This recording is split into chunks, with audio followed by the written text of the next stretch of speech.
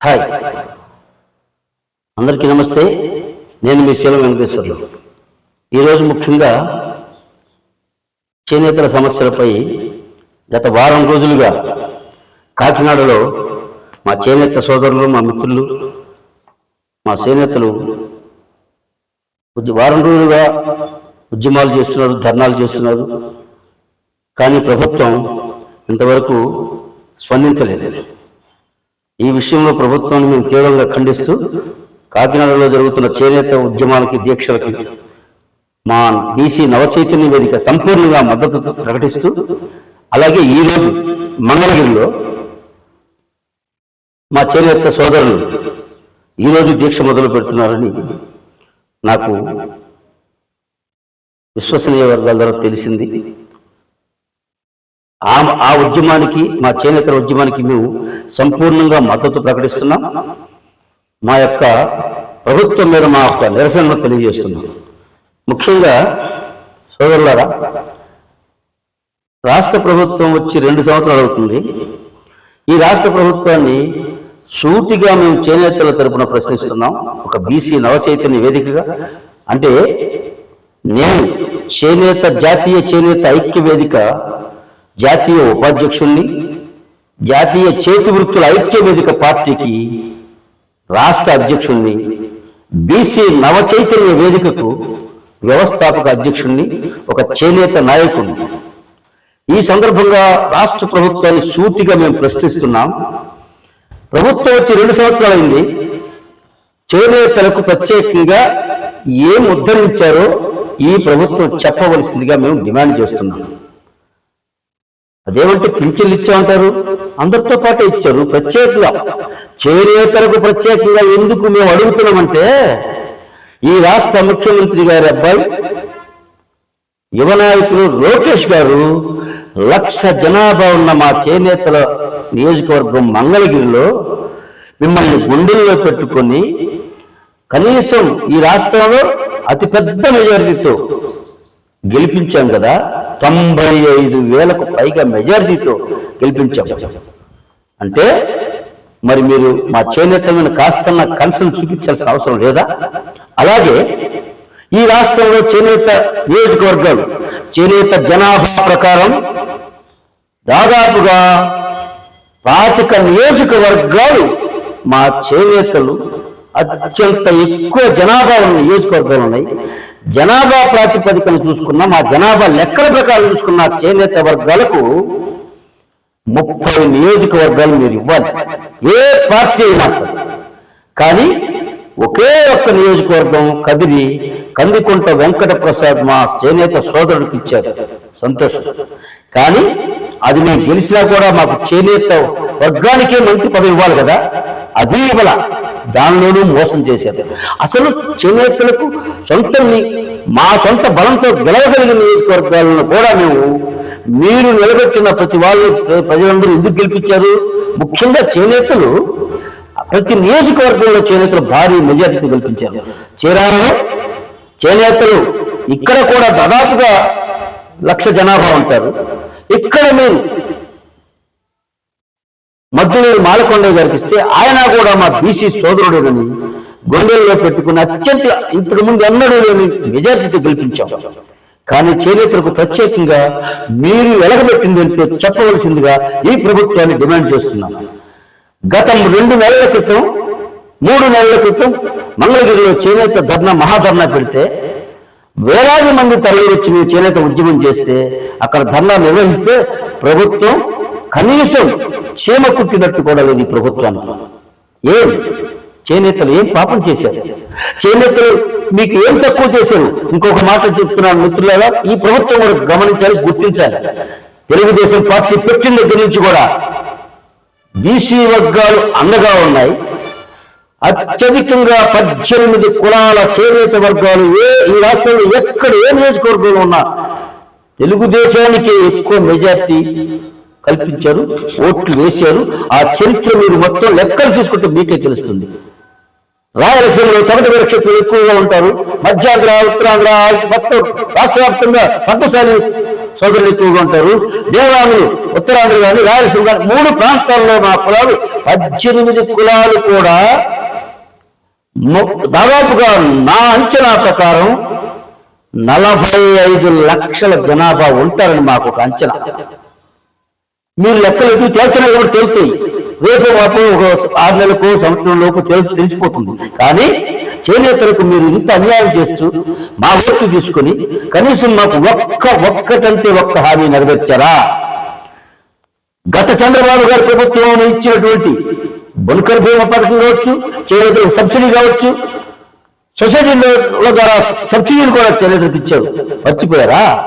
అంతకంటే ముందు చంద్రబాబు గారు 30,000 రూపాయలు చేనేతలకు రుణమాఫీ కూడా చేశారు చేనేతలకు. అది మర్చిపోయారు. ఇప్పుడు ఈ ప్రభుత్వం వచ్చాక గత ప్రభుత్వం గురించి మనం మాట్లాడుకోవాల్సిన అవసరం లేదు.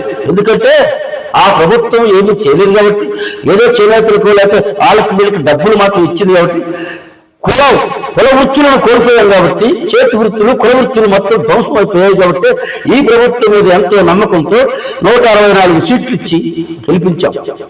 ఈ రాష్ట్ర ప్రజలందరూ గెలిపించారు. అందులో కానీ ఏ వృత్తులు బాగుపడ్డాయో ఈ 2 సంవత్సరాలు, ఏ వృత్తులు మీరు బాగు చేశారో చెప్పండి. ముఖ్యంగా చేనేతల గురించి మాట్లాడుకున్నాం కాబట్టి ఈ చేనేత వర్గాల్లో గతంలో ఉన్న సబ్సిడీలు చేసేశారు, రాయితీలు చేసేశారు. దీని మీద మళ్ళీ జిఎస్టీ అనే తొలిభారం మోపి ఈ వ్యవస్థనే సర్వనాశనం చేశారు కేంద్ర రాష్ట్ర ప్రభుత్వాలు. ఇప్పుడు ఈ ప్రభుత్వం అయినా కనీసం ప్రత్యేక దృష్టి పట్టాలి కదా. మంగళగిరిలో మీ కుమారుని కల్పించేది కావచ్చు. ఈ రాష్ట్రంలో చేనేత నియోజకవర్గాలు 30 నియోజకవర్గాల్లో కూడా మిమ్మల్నే గెలిపించాం కదా. ఒక్క నియోజకవర్గంలో కూడా ప్రతిపక్ష పార్టీ గెలవలేదు. ఈ చేనేతలు అత్యధికంగా ఉన్న జనాభా ఉన్నారు నియోజకవర్గాల్లో. కానీ ఈ చేనేతలను మాత్రం మీరు పట్టించుకోవట్లేదు. ఎందుకని అంటే చేనేతలు అంటే అలుసా? చేనేతలు అంటే లెక్కలేదా? రాబోయే రోజుల్లో మీరే చూస్తారు చేనేతలు ఎంత బలంగా మీ మీద వ్యతిరేకత చూపిస్తారో ఆ మంగళగిరి నియోజకవర్గంలో కూడా మేము చూపించగలుగుతాం.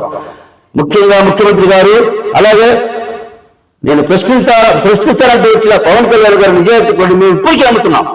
మీరైనా మీ మిత్రులకు చెప్పండి, మీ మిత్రపక్షానికి చెప్పండి, చేనేతలు ఇంత మంచిగా మనకు సపోర్ట్ చేశారు కాబట్టి వాళ్ళ కోరికలు కనీసం ఒకటైనా నెరవేర్చాలి కదా అని చెప్పొద్దా? అది నిన్న 1 తారీఖు నుంచి మొదలైతే కరెంటు 2,000 యూనిట్ల కరెంటు కూడా అనేక అందులో కూడా తప్పులు వెతుకుతూ అనేక మందికి మీకు అర్హత లేదు, అదేమంటే మగ్గ మీద మేత లేదు, వ్యవస్థని సర్వనాశనం చేసి పరుగులు ఇచ్చేవాళ్ళు లేకుండా, కూలీలు ఇచ్చేవాళ్ళు లేకుండా, కనీసం వేసుకుంటానికి మేత లేక బయట పనులకు పోతున్నప్పుడు మగ్గ మీద మేత ఎక్కడికి వచ్చింది? కూలీలు ఇచ్చేవాళ్ళు లేదు, పరుగులు ఇచ్చేవాళ్ళు లేదు, మగ్గాల మీద మేత మగ్గం ఉంటే ఇవ్వద్దా? మగ్గం లేకుండా చేనేత నాయకుడే ఉన్నా చేనేతలు కాకపోతే మీరు ఇవ్వద్దు. ఆలకృష్ణ మగ్గాలు పెట్టిన ఇవ్వద్దు. మీరు శాశ్వతంగా తరతరాలుగా వాళ్ళ కుటుంబాలు చేనేతల మీద బాధపడి బతుకుతున్న కుటుంబాలు వాళ్ళ వృత్తి నాశనం కోల్పోయి వృత్తి లేక బయట పనులు పోయి బతుకుతున్నారు. మగ్గాలు మూలం పడి ఉంటాయి. అంత మాత్రాన్ని చేనేత మగ్గం మీద నాటుంటేనే ఇస్తామంటే ఎలా? ఈపురుపాలెం, జానపాట అనేక ప్రాంతాల్లో చీరాల చుట్టుపక్కల నియోజకవర్గం మొత్తం కూడా చేనేత మగ్గం మీద నాటుంటే ఇస్తామని చెప్పి 200 యూనిట్లు కరెంటు కూడా కాదు కొరీలు పెడుతూ తగ్గిస్తారు. అంటే రేపు ఇప్పుడు అది కాకుండా 27,000 ఇస్తామని చెప్పి అన్నారు. మీరు గత ఆగస్టులో చేనేత దినోత్సవం రోజు 7వ తారీఖు చెప్పారు. ఇప్పటికీ 8 నెలలు 9 నెలలు కావస్తుంది కదా. 8 నెలలు ఎందుకు ఎవరు? అనేక కులాలకు, అనేక వాళ్ళకి, అనేక కులాలకు అనేక పథకాలని, అనేక ప్రత్యేకంగా కూడా మీరు ఎన్నో పథకాలు ప్రకటిస్తున్నారు, సంతోషమే. మరి బీసీలకు చేనేతలకు ఎందుకు ప్రకటించరు? ఆ బీసీల కార్పొరేషన్లు కూడా అన్ని ఎందుకు పెట్టరు? చేనేత కార్పొరేషన్లు కూడా ఒకటే పెట్టారు, మిగతా వాళ్ళు పెట్టరా? మిగతా వాళ్ళు కులాలు కాదా? వాళ్ళు మనుషులు కాదా? వాళ్ళు మీకు ఓట్లు లేదా? బీసీ కులాల్లో అనేక కులాలకు అంతకుముందు జగన్మోహన్ రెడ్డి గారు పెట్టారు కదా కార్పొరేషన్లు, ఇప్పుడు మీరెందుకు పెట్టరు? అదే కాకుండా వృత్తులను కోల్పోయిన తర్వాత ఇక వాళ్ళ బతుకులు ఎలా బతకాలి? కనీసం ప్రభుత్వం కూడా ఆదుకోకపోతే మీరు ఇస్తారన్న 25,000 రూపాయలు ఇవ్వలేదు. ఇదిగో ఇవాళ రేపు ఇస్తా ఉన్నారు. ఇప్పుడు అప్లికేషన్లు అదిగో సగాన్ని తీసుకుంటున్నారు, సగం అప్లికేషన్ తీసుకోవట్లేదు రాష్ట్రంలో. ఎందుకని? మగ్గం ఉన్న ప్రతి చేనేత కార్మికుడికి, చేనేత కులంలో పుట్టిన ప్రతి చేనేత కార్మికుడికి వాడి వృత్తి, వాడి కులం తీసుకుంటే మీకు అర్థమైపోతుంది కదా ఇది చేనేతనా కాదా అని. వాళ్ళకి మీరు 200 రూపాయలు యూనిట్లు కరెంటు ఉచిత కరెంటు ఇవ్వకపోతే రేపు 25,000 ఇస్తుంది. చేనేతలు ఆందోళనలో ఉన్నారు, బాధపడుతున్నారు, కన్నీళ్లు పెట్టుకుంటున్నారు. రేపు పొద్దున మాకు రాదేవారని అనేక మంది మాకు ఫోన్లు చేసి, ఏందన్నా మాకు రేపు పొద్దున 25,000 కూడా రావా? ఇప్పుడు మాకు అంతకుముందు అన్ని జగన్మోహన్ రెడ్డి గారు ఇచ్చివే కదా, మాకు 24,000 ఇచ్చారు. అనేక చేనేత పథకాలు మాకు ఇచ్చారు కదా గతంలో నుంచి కూడా. పుట్టిన కానీ మేము చేనేతలు మగ్గలు వేసుకుని బతికేవాళ్ళం. ఇప్పుడు వృత్తి లేదు కాబట్టి, మగ్గం మీద నేత లేదు కాబట్టి బతకడం కోసం ఏదో బయట పనులు పోతుంటే మీరు చేనేతల మీద మగ్గం మీద నేత వేయాలంటే పని ఉండాలి కదా, పాగలు ఉండాలి కదా, పాగలు ఇచ్చేవాళ్ళు ఉండాలి కదా. షావుకారులు కూడా పాగలు ఇట్లా, అది కూడా ఈ ప్రభుత్వంలో ఉన్నాయి. ఎందుకు? మార్కెటింగ్ సదుపాయాలు కల్పించక చేనేత వృత్తిగా వ్యాపారస్తులు కూడా నష్టపోయారు. ఆఖరికి మీరు ఈ ప్రభుత్వం వచ్చాక ఏమీ ఇచ్చింది? గతాలు ఫస్ట్లోనే మీకున్న బకాయిలు మొత్తం తీర్చేస్తాం, సొసైటీ బకాయిలు తీర్చేస్తాను. 3 లక్షల పైచిలకు బడ్జెట్ ఉన్న ఈ రాష్ట్ర ప్రభుత్వం ఆ బడ్జెట్ లో 200 కోట్లు చేనేతలకు ఇవ్వలేదా? అదేమంటే మేము కమిషనర్ గారిని తెలిస్తే మేడం గారు అంటారు అందులో ఇసుకలు ఉన్నాయి సక్రమంగా, మీరు ఎంక్వైరీ పెట్టండి, ఎంక్వైరీ చేయండి, నిజాయితీగా సొసైటీలు నడుపుతున్న వాళ్ళకి ఇవ్వండి. అబద్ధాలతో దొంగ అందులో ఉన్న దొంగలంటే పట్టుకోండి, ఎవరుతున్నారు? ప్రజాస్వామ్యంలో పద్ధతి ప్రకారం వ్యాపారం చేసుకునే వాళ్ళని ఎంక్వైరీ చేయాలా లేదా? దొంగతనం చేసేవాడు దొంగ ఎప్పుడైనా ఏ కులంలో ఉన్నా దొంగే. అటువంటి వాళ్ళని పట్టుకోండి, మాకు సంబంధం లేదు. మేము అడుగుతుంది నిజాయితీగా చేనేతలకు ఇవ్వాల్సిన ఆ బకాయిలు వెంటనే చెల్లించాలి. అలాగే చేనేత వృత్తిని కాపాడాలి. మంగళగిరి ఒక్కడు లోకేష్ గారికి కూడా మేము విన్నవించేది ఏంటంటే, మంగళగిరి ఒక్క చోట ఒక చేనేత బజారు ఏదో ఒకటి పెట్టి సరిపోదు. రాష్ట్రం మొత్తం చేనేత నియోజకవర్గాల్లో ఆ చేనేత బజార్లు, చేనేత క్లస్టర్లు పెట్టాలి, చేనేతలకు పని కల్పించాలి అని మేము డిమాండ్ చేస్తున్నాం. మరొకటి, ఇన్ని ఉద్యమాలు చేస్తున్నా ప్రభుత్వం ఒక ప్రకటన కూడా చేయకుండా చేనేతలు ఆందోళన చెందొద్దు. చేనేత సోదరులు మాకు అత్యంత ఆత్మీయులు, మమ్మల్ని పార్టీ పెట్టి కలిసి 40 ఏళ్ళుగా మమ్మల్ని మీరు మాకు అండగా ఉన్నారు కాబట్టి మేము మీకు అన్యాయం చేయము. కాస్త ప్రభుత్వం గురించి కొద్దిగా ఇబ్బందులు ఉన్నాం, ఈ నెల నుంచి ప్రకటిస్తున్నాం, రేపు ఇవ్వబోతున్నాం చెప్పి ప్రకటన చేయండి. చేనేతలు శాంతిస్తారు కదా, 25,000 రూపాయలు ఈ నెలలో ఇవ్వబోతున్నాం, లేదా ఎప్పుడు ఇస్తారు? ఆగస్టులో ఇస్తారా మళ్ళీ పోని? అదే చెప్పండి. ఏమీ లేకుండా నిమ్మకు నీరెత్తినట్టుగా ప్రభుత్వం ఈ రకమైన ఈ వైఖరి మాత్రం ప్రభుత్వానికి మంచిది కాదు. లోకేష్ గారికి కూడా భవిష్యత్తు ఉంది. చేనేత ఉద్యమాల్లో అనేక 20 సంవత్సరాల చేనేత ఉద్యమాల్లో ఉన్న అనుభవంతో రాజకీయంగా 30 ఏళ్లుగా రాజకీయాలు దగ్గరగా చూసిన వాడిగా మీరు యువ నాయకులు ప్రతి ఫోన్ కూడా స్పందిస్తున్నారు. ఒక వాట్సాప్లోనో ఎక్కడో ఒక పోస్ట్ పెడితే వాళ్ళు స్పందించి వాళ్ళకి సహాయం చేస్తున్నారు. కానీ ఈ రాష్ట్రంలో చేనేతలు పడుతున్న చేనేత పడుతున్న బాధలు, కష్టాలు, వీళ్ళు పడుతున్న ఇబ్బందులు మీకు తెలియటం లేదా? చేనేతలు ఎంత కష్టపడుతుంటే, ఎంత బాధపడుతుంటే, పూట గడవకు ఇబ్బంది పడుతుంటే, ఆత్మహత్య కూడా జరుగుతున్నా కూడా పట్టించుకోకుండా 2 సంవత్సరాలు ఎన్ని ఆత్మహత్యలు జరిగింది? ధర్మవరంలో కలిపారు. అప్పుడు కాదు వాళ్ళు పడుచుకున్నారా? ఎంత అవుతుంది? చేనేతలు మొత్తం కలిపినా కూడా 200 కోట్లు అవి ఇవ్వటమే కాదు, చేనేతలకు ఇవి 25,000 ఇవ్వాలన్నా కూడా మీకు 200 కోట్ల కంటే ఎక్కువ కావు. ఇవి ఎందుకు మేనమేషాలు లెక్కేస్తున్నారు అంటే చేనేతలు అంటే లెక్కలేక కార్పొరేషన్ అన్నింటికి ఎందుకు పెట్టరు? కమ్మ కార్పొరేషన్ పెట్టుకున్నారు, పద్మశాలి కార్పొరేషన్ మా సోదరులు పెట్టి సంతోషం మాకు పెట్టారు. కానీ మిగతా వాళ్ళు కూడా పెట్టారు కదా, మిగతా వాళ్ళు లేరా? బీసీలు కూడా లేరా? ఇక బీసీలు కూడా ఒకటో 2 పెట్టారు. మిగతా వాళ్ళు అన్ని కులాలకు కార్పొరేషన్ పెట్టండి, నిధులు ఇవ్వండి.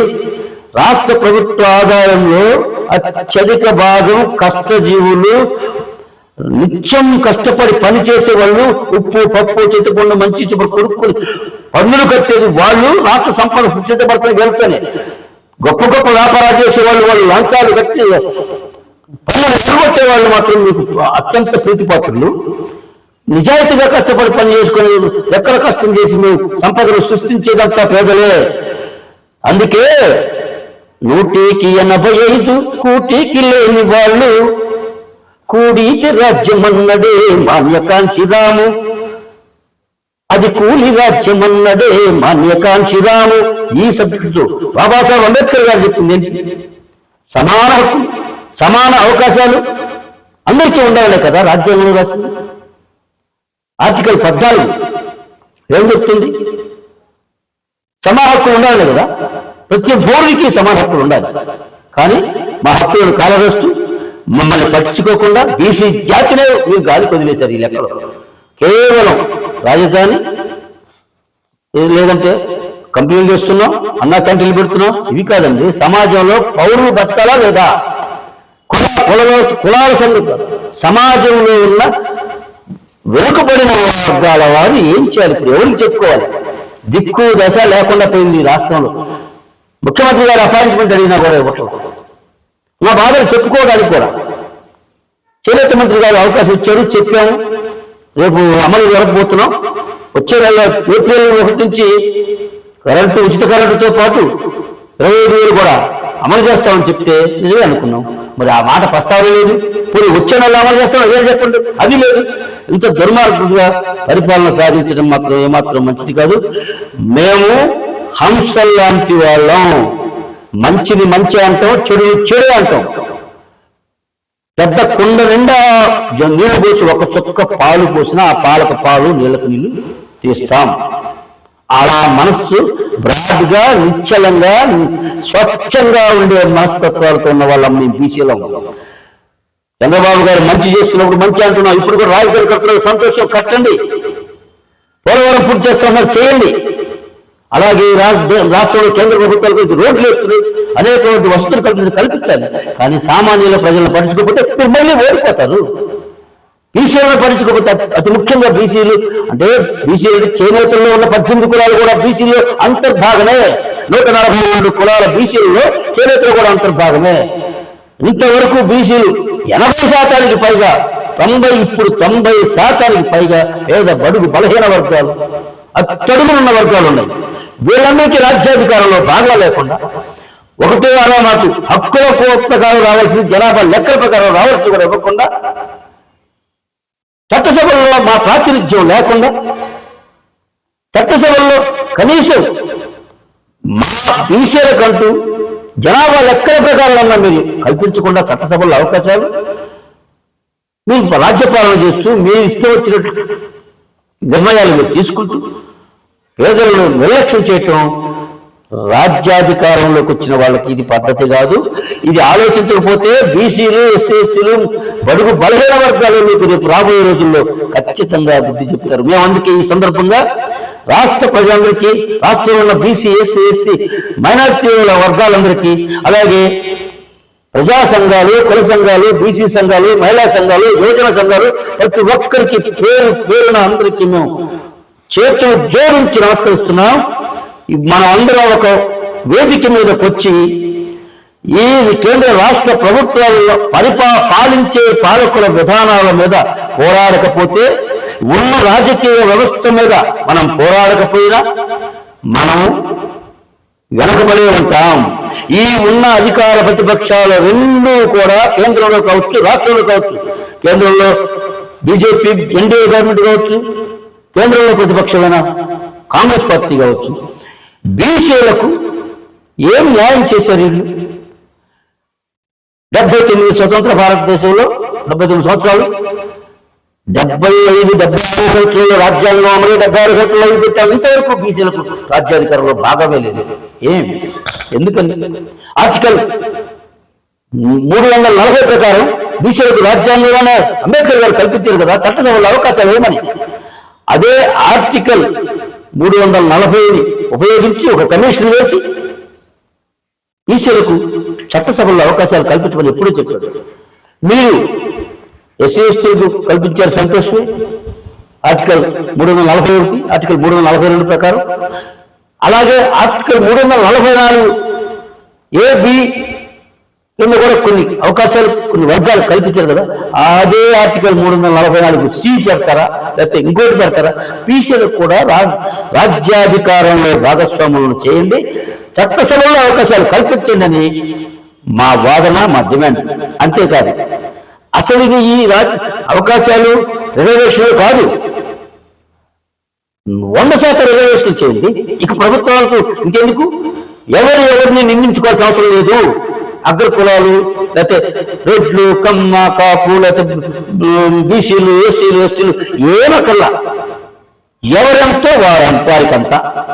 ఈ రాష్ట్రంలో లేకపోతే ఈ దేశంలో జనాభా ఎవరు ఎంత ఉన్నారో వారికి అంత తీసుకోండి. 100% రిజర్వేషన్ లేక ఇక వేరే మాకు రిజర్వేషన్లు కావాలని వేరే వాళ్ళు ఎవరు అక్కర్లేక జనాభా ప్రాతిపదికన రెడ్లు ఎంతమంది ఉంటే వాళ్ళకి అంతే, కమ్మవారు ఎంతమంది ఉంటే వాళ్ళకి అంతే, మా యాదవ సోదరులు ఎంతమంది ఉంటే వాళ్ళకి అంతే, అనేక బీసీ కులాల్లో ఏ కులం ఎంత ఉందో అలాగే ఇవ్వండి. అలాగే ఎస్సీ ఎస్టీలకు వాళ్ళు ఇప్పుడు నా వాదన ఏంటంటే, ఎస్సీ ఎస్టీలు ఎప్పుడో ఇచ్చిన 15% 6% కాదు, ఇప్పుడు పెరిగారు వాళ్ళు కూడా. వాళ్ళకు కూడా పెంచాల్సిన అవసరం ఉంది. జనాభా ప్రాతిపదికనే రేపు జనాభా లెక్కలు తెలిసిన తర్వాత 100% రిజర్వేషన్లు ప్రకటించాలని మేము డిమాండ్ చేస్తున్నాం. బీసీ నవచైతన్య నివేదిక తరఫున ప్రజా సంఘాలన్నీ కలిపి ఈ డిమాండ్తో రేపు ముందుకు రాబోయే రోజుల్లో మా డిమాండ్ ఏకైక డిమాండ్కి ఎవరికి ఇందులో మాకు రిజర్వేషన్ అంతే ఉంది ఇంతే ఉంది అని కాదు, రాజ్యాంగంలోనే రాసింది అందరికీ సమాన హక్కులు, సమాన అవకాశాలు, సమానంగా హక్కులన్నీ సమానంగా ఉండాలి, ప్రతి పౌరుడికి ఉండాలి. అందుకే బాబాసాహెబ్ అంబేద్కర్ గారు ఓటు విషయంలో కూడా అదే చెప్పారు, అందరూ సమానమే, ఓటు విలువ అందరికీ ఒకటే. అది కడు పేదవాడు కావచ్చు లేదా కోటీశ్వరుడు కావచ్చు, మొత్తం సమానమైన ఓటు హక్కు కల్పించారు కదా. అలాగే అందరూ సమానమే, అందరికీ సమాన హక్కు ఉండాలని కదా ఆయన పోరాడింది. అదేవిధంగా మన రాజ్యాంగం కూడా చెప్తుంది. ఆ రాజ్యాంగం ప్రకారమే మా డిమాండ్ ప్రతి వారికి అందరికీ అన్ని హక్కులు ఉండాల్సిందే. అలాగే 100% రిజర్వేషన్లు ఇంత అంత లెక్కలు వద్దు, ఎవరు అంతో వారికంతా, మేమంతో మాకంత, మీరంతో మీకంత, ప్రతి వారికి. ఇందులో ప్రభుత్వాలను నిర్మించాల్సిన పని లేదు, ఏ కులాలను కూడా నిర్మించాల్సిన పని లేదు, మేమెంతో మాకంత. ఇదే మా నినాదం. దయచేసి ప్రభుత్వాలు కూడా మేమనేది ఏంటంటే అదే ఈరోజు ఈ ప్రభుత్వంలో 170 నియోజకవర్గాల్లో అగ్రకులాల వాళ్ళు ఎక్కువ ఎలా ఉంటారు, బీసీలైన మా బీసీ జనాభా 60 కాదు, ఎస్సీ ఎస్టీతో కలుపుకుంటే 80% పైగా 90% ఉంటాం. మరి ఎంతమంది ఉండాలి, ఎంతమంది ఉన్నారు? కులాల వారిగా లెక్కలు తీసినా కూడా రెడ్లేమో 40 మందికి పైగా ఉన్నారు, కమ్మల వారు 40 మందికి పైగా ఉన్నారు. మరి బీసీలు 60% పైగా ఉన్న బీసీలు, ఎస్సీ ఎస్టీలు వాళ్ళకి రిజర్వేషన్లు అంబేద్కర్ గారు ఎప్పుడూ కల్పించాడు, ఉన్నాయి కాబట్టి వాళ్ళకి సంతోషమే. వాళ్ళకు కూడా న్యాయం జరుగుతుందని మా వాదన. వాళ్ళు ఇంకా పెరిగారు, జనాభా పెరిగిన ప్రకారం 2, 3, 4, 5 వస్తాయి వాళ్ళకు కూడా ఇంకా ఎమ్మెల్యే సీట్లు. అయినా మాకు మొత్తం మా బీసీ సీట్లు మొత్తం మీరే లాగేసుకొని కనీసం చేనేత కులాలు కూడా దాదాపుగా నా అంచనా ప్రకారం 16%, 17% ఉంటారే, వీళ్ళకు కూడా అన్యాయం చేస్తున్నారు. 1 సీటు ఇచ్చారు. బీసీలకి ఉంది 40 సీట్లు, ఇప్పుడు ఉన్న దాంట్లో 46 సీట్లు ఉన్నాయి. మనం అసలు విస్మరించారు, 10-12 మంది కూడా లేదు. మరి సగం మందికి నిన్నే మహిళా బిల్లు పెడితే అధికార ప్రతిపక్షాలు రెండూ కలిసి దాన్ని బుట్టదాఖలు చేసి ఓడించాయి. ఆ విషయంలో కూడా అన్ని పార్టీల మీద మాకు అనేక అభిప్రాయాలు ఉన్నాయి. ప్రతిపక్ష పార్టీ కూడా తప్పు చేసిందని మేము భావిస్తున్నాం. వాళ్ళు ఇచ్చిన అవకాశాన్ని మేము ఇప్పుడే బిల్లు పెడతా ఉన్నప్పుడు సరే తీసుకోండి, మేము సపోర్ట్ చేస్తాం, మహిళా బిల్లు పెట్టండి, సమానంగా డిలిమ్ టెస్ట్ కూడా సమానంగా ఇస్తా ఉన్నారు కదా. అన్ని రాష్ట్రాలకు 50% పెంచుకునే విధానం మేము పెడతాం, బిల్లులో పెడతాం, ఇప్పుడు చేస్తాం బిల్లు అన్నప్పుడు రాహుల్ గాంధీ గారు వచ్చి ప్రతిపక్షాలు కూడా ఆ రోజు పార్లమెంట్లో తీసుకురండి, మేము ఇప్పుడే ఒప్పుకుంటాం, ఇప్పుడే తీసుకురండి, గంటలో తీసుకొస్తాం కదా, గంటలో కొత్త అరగంటలో తీసామని చెప్పి నిలదీయాల్సింది. అప్పుడు మనం ప్రభుత్వాన్ని పాలకుల్ని ఎండగట్టేవాళ్ళం. ఇప్పుడు ఏమైంది, తప్పు మనం చేసి మనం కోరుకున్నదే వాళ్ళు ఇస్తా ఉన్నప్పుడు మహిళలకు 33% రిజర్వేషన్లు ఇస్తా ఉన్నారు. ఓబీసీ కోటా సంఖ్య మనం అడుగుతుంది, తర్వాత చూద్దాం. అది ఇటు రాజ్యాంగం ప్రకారం కూడా దాన్ని కల్పించాల్సిన అవసరం విధానం ప్రకారం పోతారు. కానీ డీలిమిటేషన్లో మీకు 50% ప్రతి రాష్ట్రం పెంచుకునే అవకాశం ఇస్తా ఉన్నప్పుడు మహిళలకు 33% 3 బిల్లులు కలిపితే మీకు ఎందుకు? 3 బిల్లులు కూడా న్యాయమే కదా, రెండింటిలో న్యాయం జరుగుతుంది కదా. యూనియన్ టెరిటరీకి ఎటు అది మీరు అబ్జెక్షన్ పెట్టలేదు, 3వ బిల్లు. అటువంటిప్పుడు మీరు ఎందుకు సపోర్ట్ చేయలేదు? అదేమంటే ఇప్పుడు వాళ్ళు ఇష్టం వచ్చినట్టు చేస్తారు, అధికారంలో ఉన్న ఏం చేస్తారు, మీరు చేసి ఏం చేశారు? మీ ఇష్టం వచ్చినప్పుడే మీ ఇష్టం వచ్చినట్టుగా డీలిమిటేషన్ అప్పుడు చేసుకోవాలా? గత 2009 ముందు 2004-2009 మధ్యలో డీలిమిటేషన్ జరిగినప్పుడు ఆంధ్రప్రదేశ్ రాష్ట్రంలోనే, ఉమ్మడి రాష్ట్రంలో ఈ ప్రాంతం ఆంధ్రప్రదేశ్ ప్రాంతంలో 3 ఎమ్మెల్యే సీట్లు నష్టపోయి హైదరాబాద్లో పెంచుకున్నారు వాళ్ళ ఇష్టాల ప్రకారం. అప్పుడు కాంగ్రెస్ గవర్నమెంట్ ఉంది కాబట్టి. ఇప్పుడు ఏదో వాళ్ళు చేస్తారంటే జనాల్లోకి వెళ్ళండి, మీ విధానాలు చెప్పి మళ్ళీ జనాలు మీ వైపు మళ్లించుకోవాలి. కానీ ఆయన ఏదో చేస్తాడని చెప్పి భయపడిపోయి ముందుకునే పూర్తిగా అసలు రాజ్యాంగం ప్రకారం జరగలేవు, ప్రతిపక్షంలో మేము ఉన్నాగా ఉంటుకుంటే ప్రతిపక్షానికి కూడా ఇది మంచిది కాదు. అందుకే దేశ రాజకీయాల గురించి తర్వాత ముందు రాష్ట్రంలో జరుగుతున్న చేనేత ఉద్యమాలకి తప్పకుండా ప్రభుత్వం స్పందించాలి. తప్పకుండా మేము త్వరలోని ఈ రుణాలు సొసైటీల బకాయిలు కూడా చెల్లిస్తాం, నిజాయితీగా వేరే ఎంక్వైరీ చెల్లిస్తాం, 1 నెలలో అని చెప్పి ప్రకటన ఇవ్వాలి. ఈ నెలలో ఉండలేదు, వచ్చే నెల నుంచి చేనేతలకు 25,000 రూపాయలు కూడా ఇస్తామని చెప్పి వెంటనే ప్రకటన చేయాలని ప్రభుత్వాన్ని డిమాండ్ చేస్తూ సెలవు తీసుకుంటున్నాను మిత్రులు. Thank you. జై హింద్.